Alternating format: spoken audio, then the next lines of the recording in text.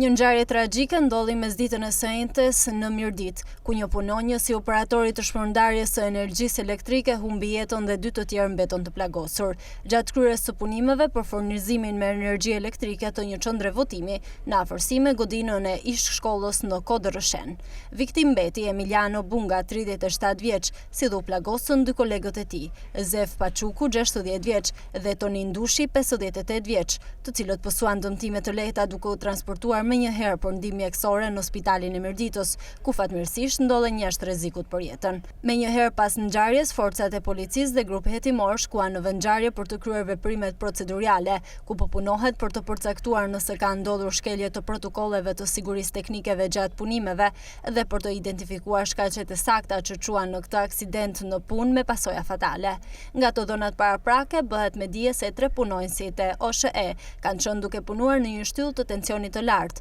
për të lidhur energjinë në qendrën e votimit pa qenë të certifikuar për punime të tilla. Gjithsesi, do të jenë veprimet hetimore që po kryhen për të zbardhur rrethanat e plota të këtij aksidenti në punë.